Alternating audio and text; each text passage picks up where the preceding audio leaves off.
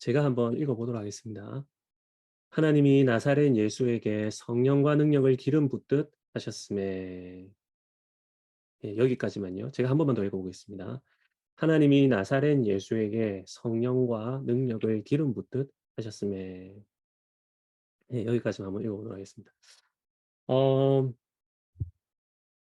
지난 설교에서 사무엘에게 기름 부음 받았던 사울이 성신으로 크게 감동이 되어가지고 선지자처럼 예언하는 장면을 우리가 함께 보았습니다.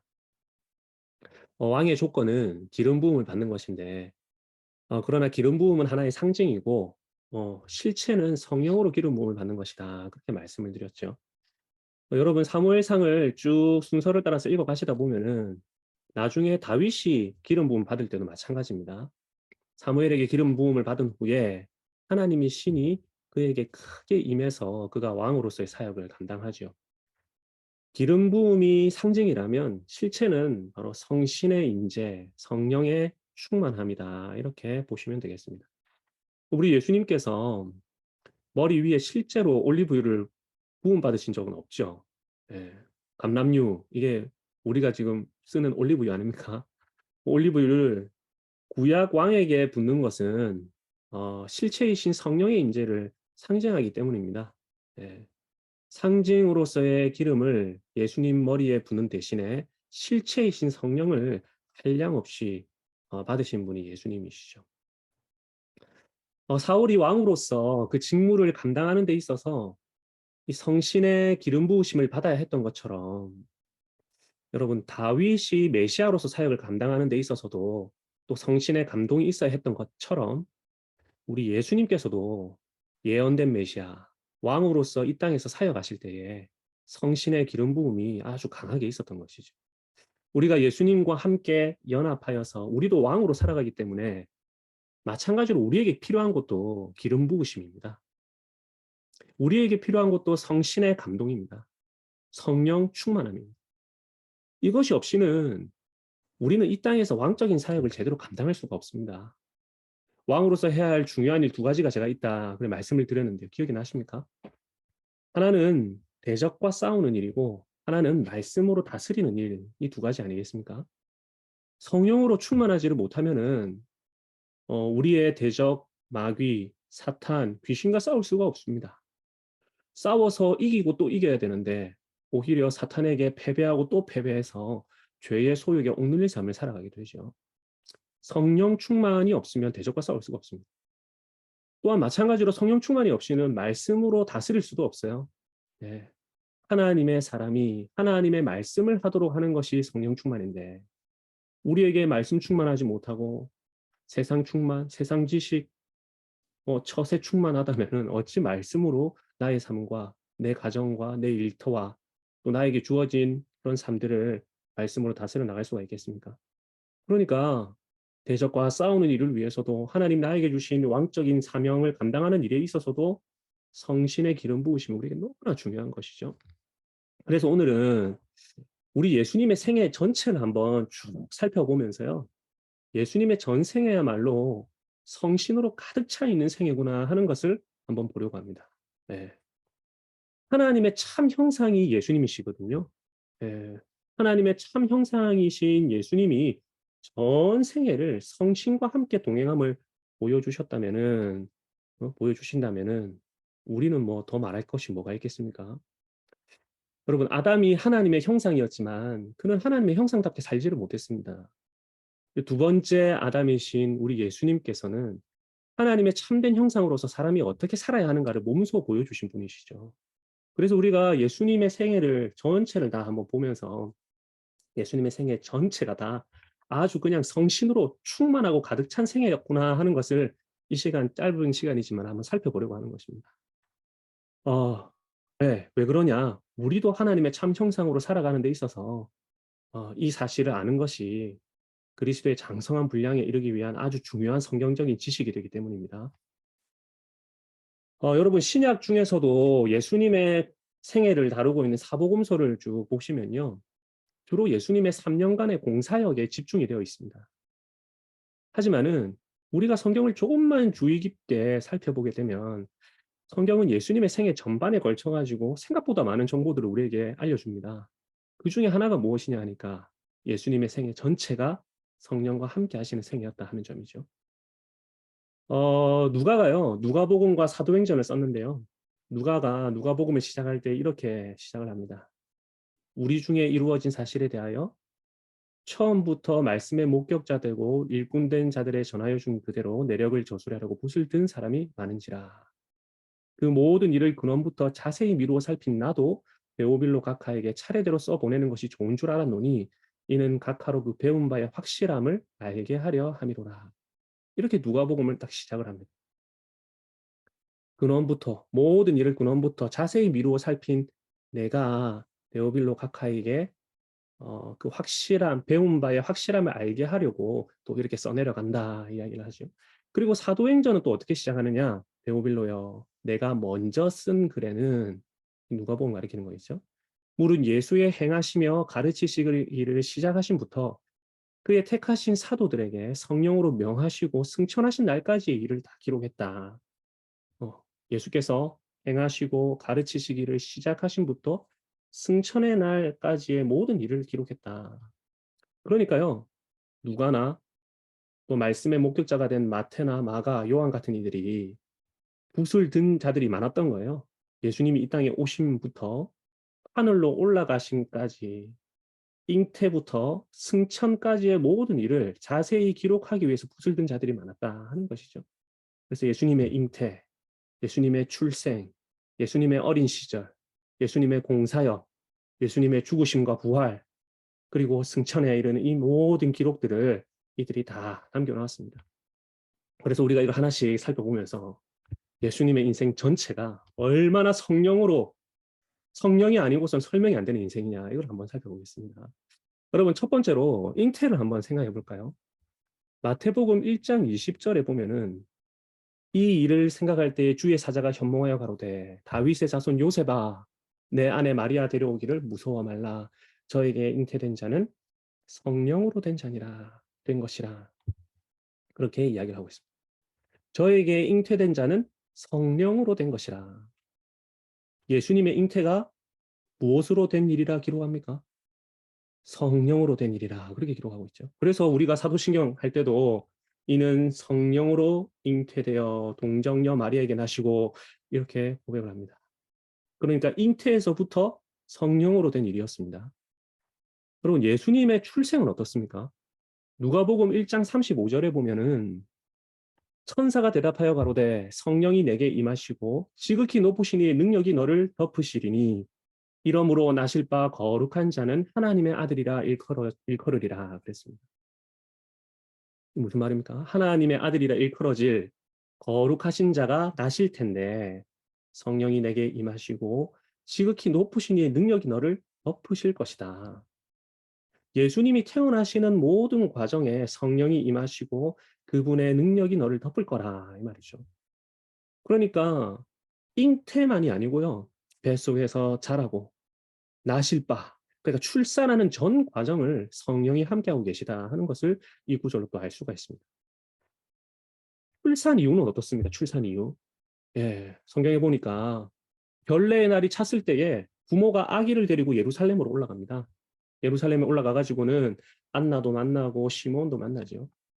이 이야기에 곧장 이어 가지고 어떤 구절을 딱 적어 놨느냐 하니까 아기가 자라며 강하여지고 지혜가 충족하며 하나님의 은혜가 그 위에 있더라. 그렇게 기록을 하고 있습니다.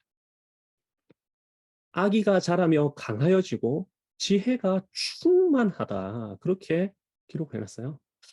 여러분, 아기가 자라면서 도대체 얼마만큼의 지혜가 있으면은 아기에게 지혜가 흘러 넘친다. 이런 표현을 쓸까요? 응? 도대체 아기가 얼마나 지혜로워야지 지혜가 흘러 넘친다, 충족하다, 충만하다, 플레로하다 이 말을 쓰겠습니까? 여러분 이거는요. 뭐 자라면서 지식이 한두 개씩 늘어간다 이 정도를 표현하려고 하는 것이 아니고 여러분 이거 이사야 11장 1절의 말씀을 가져와서 하는 말입니다.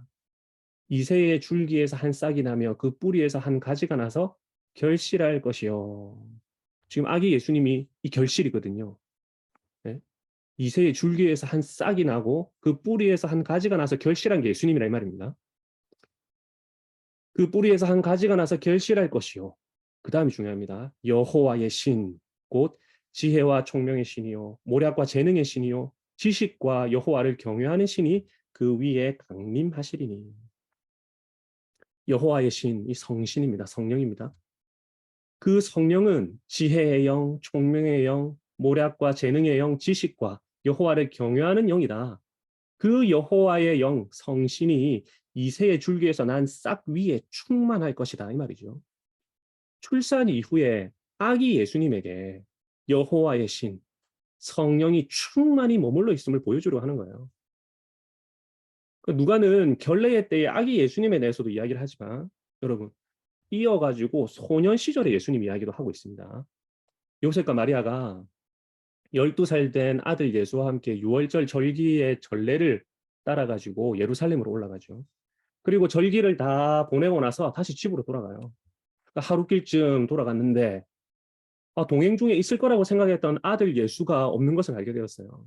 그래서 친족 중에 있나 혹은 아는 사람들 중에 있나 다 찾아봤는데 찾지를 못했습니다.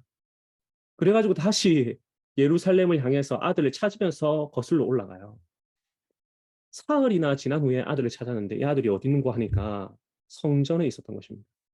그런데 이 아들 예수가 선생들 중에 앉아가지고 그들에게 듣기도 하고 묻기도 하는 겁니다. 그때 예수님께 듣는 자들이 다 예수님의 지혜와 대답을 기이하게 여겼다 그랬습니다.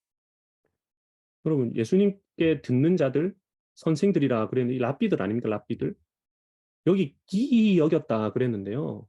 이 랍비들이 기이 여겼다 그랬는데요.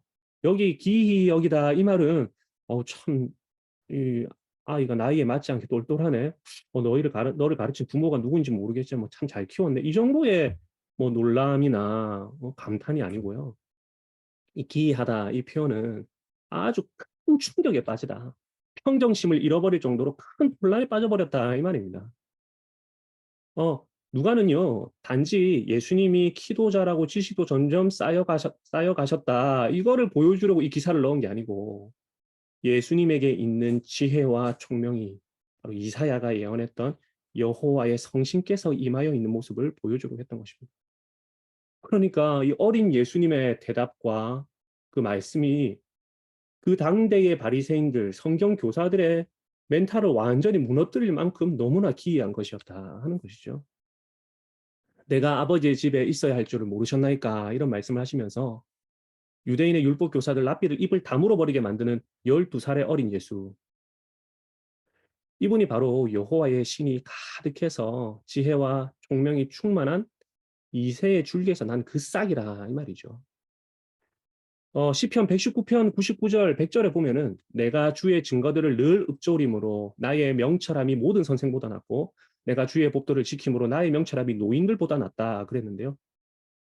여러분 우리 예수님께서 모세와 선지자뿐 아니라 시편도 다 나를 가리켜 기록된 것이라 이렇게 말씀하셨던 것을 우리가 기억해 보면은 이 말씀도 사실 예수님에게 적용되는 말씀입니다. 잉태될 때도 성령으로, 출생하실 때도 성령으로, 출산 이후 유아기 때도 성령으로 충만하시고 12살 소년기에도 성장기에도 성신이 아주 가득 임해 있는 것이죠. 성신 하나님의 임하심 아래에서 성장 과정을 다 보내고 계시는 것입니다. 여러분 예수님의 공생애, 공사역은 어떻습니까? 여러분 공적 사역의 신호탄이 바로 세례입니다. 세례. 예수님께서 세례를 받으실 때 어떤 일이 일어났습니까? 예수님께서 물에서 올라오실새 하늘이 열리고 하늘에서 성령이 비둘기 같은 형체로 그분 위에 임하셨어요. 사울이나 다윗이 기름 부음 받아서 메시아로 세워지는 것과 꼭 마찬가지로 기름 부음이 상징하는 그 실체, 성령으로 기름 부음 받고 계시는 예수님의 모습을 보여주는 것이죠. 예수가 곧 메시아다. 이분이 곧 그리스도다 하는 것입니다. 그러니까 예수님의 공사역의 출발도 성령이 충만히 임하는 것이죠. 여러분 누가복음 4장 1절에 보면 예수님이 세례를 받으시고 돌아오시는 장면을 뭐라고 표현하느냐 하니까 예수께서 성령의 충만함을 입어서 요단강에서 돌아오사 이렇게 되어 있습니다. 네. 그러니까 세례 받을 때도 성령으로 충만하시고 돌아오실 때도 충만하신 상태에서 돌아오십니다. 그리고 그다음에 바로 하신 일이 무엇입니까? 40일 동안 시험을 받으신 일입니다. 시험을 받으러 가실 때에도 성령으로 충만함을 입어서 가십니다. 네. 제가 초등부 때에 초등부를 담당했던 전도사님이 성경 퀴즈를 하나 내셨는데요. 제가 일전에 답을 말씀드린 적이 있는 것 같긴 한데 예수님이 40일 동안 광야에서 시험 받으셨는데 누가 예수님 광야로 끌고 갔을까 하는 문제였어요. 저는 자신만만하게 손을 들고 사탄이라고 그랬습니다. 근데 틀렸다 그러시더라고요. 정답은 알고 보니까 사탄이 아니라 성령 하나님이시다 하는 거죠. 광야에서 40일 동안 성령에게 이끌리시며 마귀에게 시험을 받으시더라 그랬습니다. 예수님의 시험도 성령께서 이끌어 가신 일이었죠. 아담이 에덴에서 실패했던 그 시험, 이스라엘 백성이 광야에서 실패해버린 그 시험을 새로운 아담으로, 새로운 이스라엘 백성으로 시험을 받으신 것입니다. 우리 예수님. 그 시험을 성령께서 이끌어 가셨습니다. 그리고 40일 동안 성령에게 이끌리시며 마귀에게 시험을 받으셨다 그랬기 때문에 시험 첫째 날에만 성령님이 광야에 딱 데려다 놓으신 게 아니고 시험의 전 과정도 성령님이 함께 하셨다 그 말입니다. 예. 세례 받으실 때도 성령님이 충만하셨고 시험을 받으러 나가실 때도 성령의 인도를 받고 시험의 전 과정에서도 성령님이 함께 하셨어요. 예. 제가 이번 설교 때 성령 충만은 곧 말씀 충만이라 이런 말씀드리지 않았습니까? 예수님이 성령으로 충만하시니까 마귀의 시험도 다 말씀 충만으로 이겨내시는 것이죠. 시험을 딱 마치시고 이제 본격적으로 공사역을 위해서 갈릴리로 가시는데요. 누가복음 4장 13절에 보니까 갈릴리로 가실 때도 성령의 권능으로 갈릴리에 돌아가셨다. 이렇게 기록해 놨습니다. 갈릴리로 가는 길도 성령의 권능으로 가시네요. 그리고 나사렛 회당에 딱 들어가셔가지고는 성경을 읽으십니다. 이사야 61장 1절의 말씀을 펴서 읽으셨어요. 주 여호와의 신이 내게 임하셨으니 이는 여호와께서 내게 기름을 부으사 가난한 자에게 아름다운 소식을 전하게 하려 하십니다. 나를 보내사 마음이 상한 자를 고치며 포로된 자에게 자유를 갇힌 자에게 노임을 전파하며 여호와의 은혜의 해와 우리 하나님의 신원의 날을 전파하여 모든 슬픈 자를 위로하러 오셨다. 그래서 주의 성령이 내게 임하셨으니 내가 이런 사역을 한다. 그렇게 말씀하고 계십니다. 주의 성령이 내게 임하여서 공사역을 하신다 하는 말이죠. 가르치고 전파하고 고치시는 사역. 메시아가 오셔서 하실 일을 우리가 흔히 이제 어, 가전고라 이렇게 이야기를 하거든요. 가전고, 가르치시는 사역, 전파하시는 사역, 고치시는 사역. 가르치시는 사역, 노임을 전파하는 사역, 또 고치시는 사역을 가전고라 이렇게 이야기하는데요. 공사역을 요약해서. 이 공사역을 성령님이 임하셔가지고 하는 겁니다. 하나님이 나사렛 예수에게 성령과 능력을 기름 붓듯 하셨음에 그가 두루 다니며 선한 일을 행하시고 마귀에게 눌린 모든 사람을 고치셨으니 이는 하나님이 함께 하셨습니다. 여기도 하나님이 함께 하셨다. 성신 하나님이 함께 하시는 것이거든요.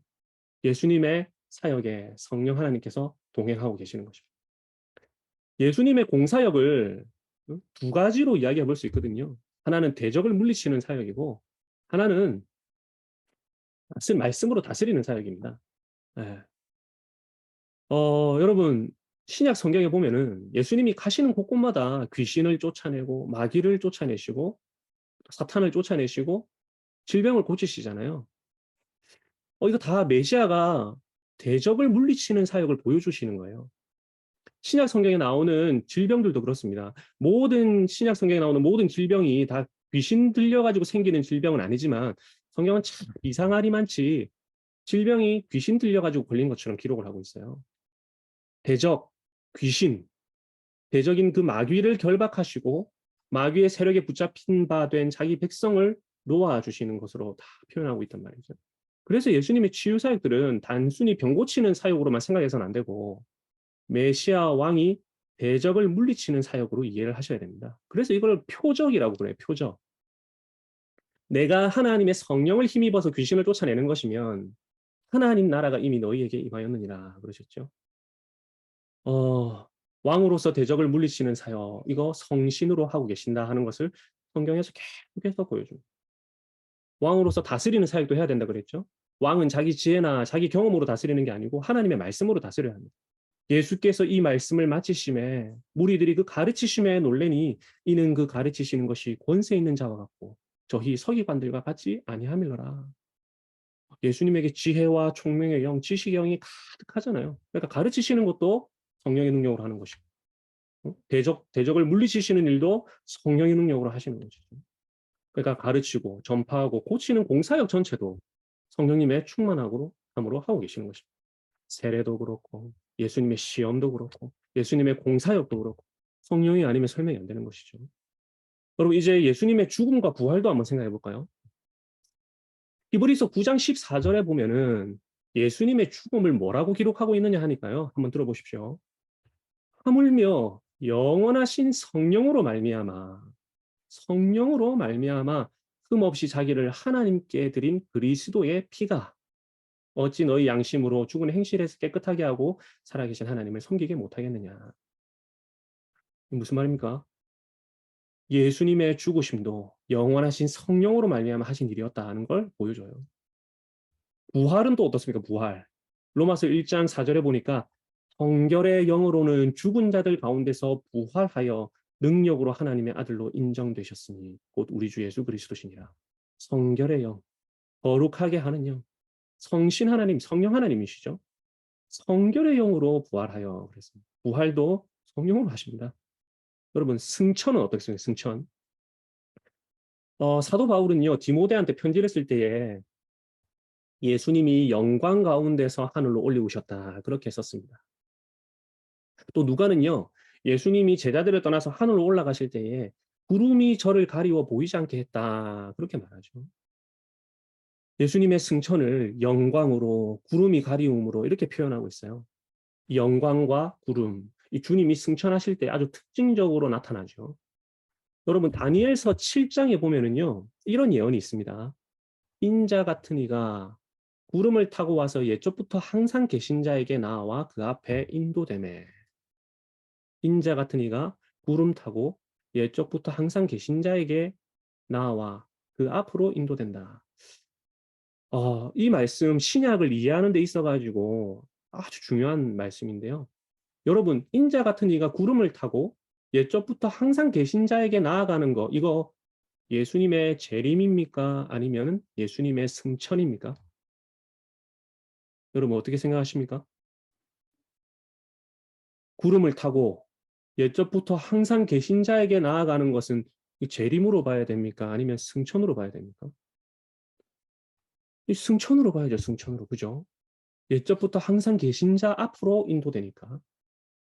예. 구름 타고 오신다고 해가지고 다 재림이 아닙니다. 여러분 영광과 구름이 함께 나타나는 모습은요. 구약에서 정말 많이 등장합니다. 이것을 가리켜 가지고 쉐키나 영광구름이라 그렇게 말하는데요. 하나님의 영광구름, 이 쉐키나는요. 이스라엘이 가는 곳마다 동행했습니다. 그게 바로 불구름 기둥입니다. 성막에 임했던 쉐키나 영광구름, 하나님의 영광의 임재를 보여주는 그 불구름 기둥 말이죠.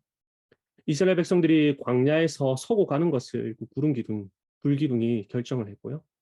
이사야서 63장에 보니까 이스라엘을 인도했던 그 쉐키나 영광구름을 가리켜 가지고 여호와의 성신이다 그렇게 말하고 있습니다. 그 영광구름이 하나님의 성령을 상징하는 그 영광구름이 예수님이 하늘 성소로 들어가실 때 같이 가는 거죠. 이 땅에 성전이 세워질 때도 하늘의 영광구름이 성전에 임했잖아요. 성막이 세워질 때도 마찬가지였고 성전이 세워질 때도 마찬가지였습니다. 예수님이 하늘 성소로 올라가실 때도 그곳에 영광구름이 가득한 것이죠. 그러니까 예수님의 승천 때 구름이 그분을 가리우는 것, 구약의 여러 이미지로 보건대 승천도 성령님이 함께 하심을 보여주는 것이라 이 말이죠. 네. 그러니까 여러분 지금까지 우리가 잉태에서부터 승천까지를 쭉 살펴봤는데요. 어떻습니까? 지금 누가 함께하고 계십니까? 잉태, 출생, 어린 시절, 공사역, 공사역 중에서도 대적을 물리치는 일, 다스리시는 일, 전부 다 성령으로 하시는 일입니다. 예수님의 죽음도 성령으로, 부활도 성령으로, 승천도 성령으로 하시는 일이라 이 말입니다. 예수님의 생애 전체는요, 실로 성령이 없이는 설명이 되지 않는 생입니다. 성령과 늘 함께 하시는 삶이요. 성신이 크게 감동하고 임재해 있는 삶이었다 이 말이죠. 음. 여러분 여기까지 제가 정리를 했는데요. 이해가 되십니까? 하나님께서 첫사람 아담을 지으시고요. 그 코에다가 생기를 불어넣으셨습니다. 이 생기라는 단어 있지 않습니까? 이거 성령이라는 단어와 똑같습니다. 예, 이 히브리어로 루아흐라 그러고요. 헬라어로는 pneuma 그러는데요. 이거 바람으로도 숨으로도 생기로도 번역할 수 있지만 성령으로도 번역하기도 합니다. 첫사람 아담이 생기를 불어넣기 전까지는 흙에 지나지 않았죠. 그런데 생기를 불어넣으니까 생명이 되었습니다. 성신을 불어넣는다 할 수 있겠죠. 그런데 이 첫사람 아담은 하나님의 형상으로서의 모습을 제대로 드러내지를 못하고 온 인류와 함께 멸망의 길로 가버렸습니다. 이 아담은요, 첫사람 아담은 하나님의 참 형상을 보여주는 하나의 모형이고 모델이 되어야 되는데 이 역할을 제대로 하지를 못한 것이죠. 근데 이 아담, 이 그림자이고 예표일 뿐이고요. 보이지 아니하시는 하나님의 참된 형상이 누굽니까? 바로 예수 그리스도죠. 예수 그리스도. 첫사람 아담을 만드시고 성령으로 그 코에다가 생기를 불어넣으시듯이 우리 예수님의 삶 전체의 삶이 성령으로 가득 찬 삶이었어요. 그리고 그분께서 사도들에게 보혜사 성령 보내주시마 약속하시면서 부활 이후에 사도들을 찾아오셔 가지고 뭐라고 말씀하시느냐 하니까 숨을 내쉬며 가라사대 성령을 받으라. 아주 상징적인 행동을 하십니다. 그리고 나서 오순절날 약속하신 그 성령을 탁 보내주시죠.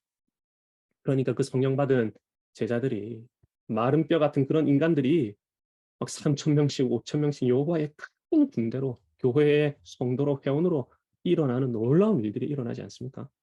네. 그러니까 우리 예수님께서 참 형상으로서 사람이 어떻게 살아야 하는가 성령을 따라 사는 삶이 바로 우리가 살아야 할 삶이다 하는 것을 몸소 보여주셨습니다. 예. 사람이 하나님의 형상으로서 사는 모습이 무엇인가를 친히 보여주셨다 이 말이죠. 그리고 이제 저와 여러분 같은 사람도 우리가 그렇게 살아갈 수 있도록 성령을 선물로 보내주셨다 말입니다. 죄와 허물로 죽어 있는 아담의 코에다가 여러분 아담이 사람이거든요. 사람. 죄와 허물로 죽어 있는 아담, 저와 여러분이죠. 이런 저와 여러분에게 생기를 루아흐를 푸뉴마를 성령을 하고 불어넣어 주신다 이 말입니다. 우리 예수님. 그분께서 주권적으로 첫사람 아담에게 기대하셨지만 그 아담은 실패했던 하나님의 형상으로서의 삶을 마지막 아담께서 몸소 다 이루시고는 그분 안으로 우리를 초대하시고 그분과 한 몸 되게 하시고 그분과 함께 한 성령을 받게 하셔가지고 참된 하나님의 형상으로 살아가게 하십니다. 우리가 나의 일터에서 나의 직장에서 왕적인 사명을 감당해야 하죠. 모두에게 이 사명이 있습니다. 오늘날 우리 머리에다가 감람유를 부을 필요는 없어요. 없습니다. 집에 있는 그 올리브유를 우리 머리에다가 부을 필요는 없죠. 예. 이것은 이제 실체이신 성령으로 인해 가지고 필요 없는 하나의 상징이 되어 버렸거든요. 우리는 예수님 안에서 기름 부음의 실체가 되는 성령의 기름 부음을 받습니다. 이 성신을 따라서 살아갈 때에 왕으로서의 사명을 모두 다 감당할 수 있는 것이죠. 성신에 사로잡힌 바 될 때에 왕이 대적을 물리칠 수 있습니다. 여러분 사울 왕이 성신에 감동되었을 때에는요. 이따금씩 대적을 물리칩니다. 예. 그러나 스스로를 높이고 교만하니까 성신이 그를 떠나버리고 악신이 그를 부리기 시작합니다. 그러자 대적 앞에서 벌벌 떨어요. 그래서 하나님이 사울 대신에 다윗을 세우지 않습니까? 우리가 성신에 사로잡힌 바 될 때에 블레셋과 같은 대적, 오늘날 우리의 대적이라 할 수 있는 사탄, 마귀, 귀신을 대적할 수 있는 것입니다. 성신에 충만할 때에 말씀의 검으로 사탄의 견고한 진도 다 파괴해버릴 수 있는 거죠. 말씀 충만할 수 있는 것입니다. 우리 예수님의 전 생애가 성령이 아니고서는 설명이 안 되는 인생이셨습니다. 예수님과 한 몸 된 저와 여러분도 성령이 아니고서는 설명 안 되는 인생이다 이런 평가를 받을 수 있도록 겸손히 성신 앞에 엎드리고 성신 하나님께서 우리를 온전히 장악하고 우리를 이끌어 가실 수 있도록 겸손히 우리의 삶을 주님께 내어 맡겨야 되겠습니다. 이런 은혜가 저와 여러분에게 가득하기를 간절히 바랍니다.